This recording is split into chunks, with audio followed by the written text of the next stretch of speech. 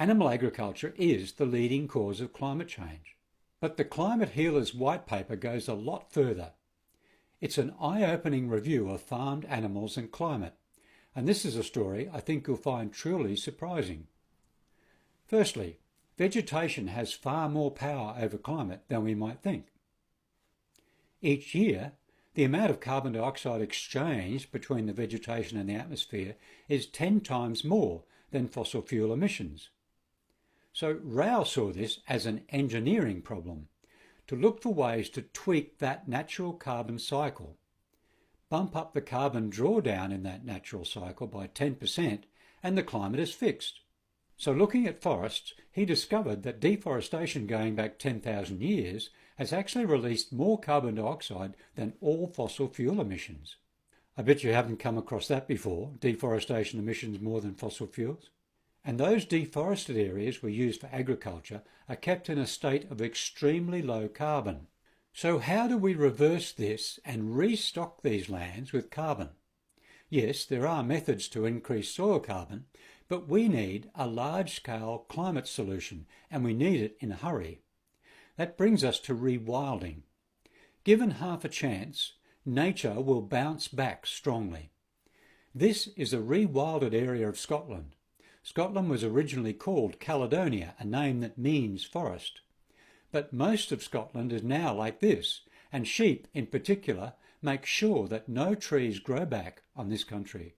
They eat every shoot that's palatable.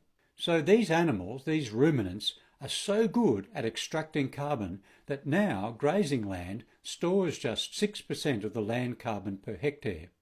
The task then is to find enough land to rewild, which brings us to how we use our planet.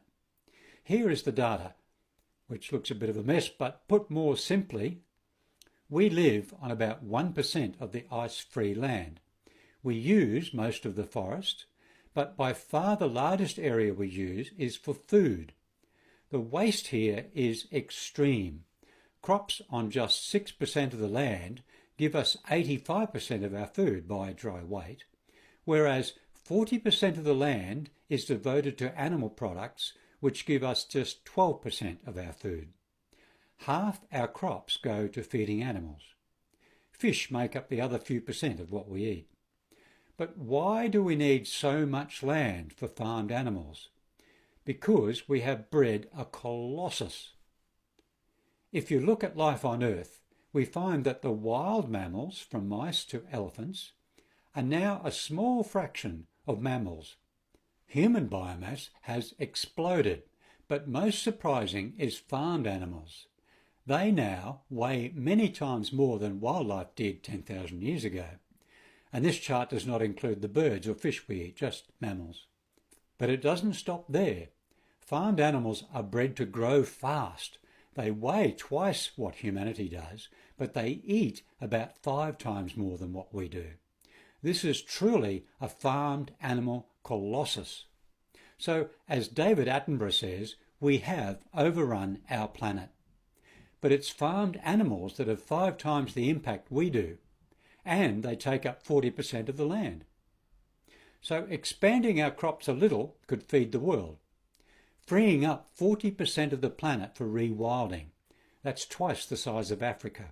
Huge. And we know that rewilding grazing land could draw down all current fossil fuel carbon dioxide and more. So a move away from animal products to plant foods could easily feed us, and removing the animal colossus from the land and letting it rewild would solve the climate crisis. And that much more habitat would also solve the biodiversity crisis, by the way. But there's more.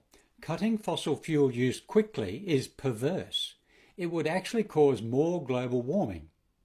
Climate scientist James Hansen knew this. He called it a Faustian bargain, a deal with the devil.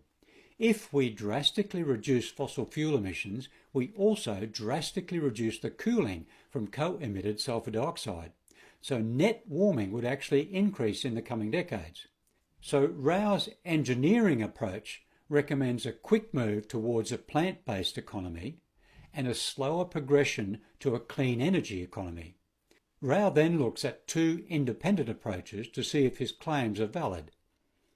He applies two reasonability tests, or first-order global sensitivity analyses, that look at the current atmospheric composition and warming caused by each greenhouse gas since 1750. Each of these tests does confirm that animal agriculture is the leading cause of climate change, particularly when cooling emissions and agricultural fires and uncounted emissions are included. So who are we to believe? The Food and Agricultural Organisation's 14.5% or Rao's 87%? FAO ignore the land opportunity cost and account for methane's impact over 100 years. But even using conventional 100-year accounting, the opportunity cost is so large that animal agriculture is still the leading cause of climate change. So Rao's arguments are solid. Animal agriculture is the leading cause of climate change. Find out more at Climate Healers, and the link's here.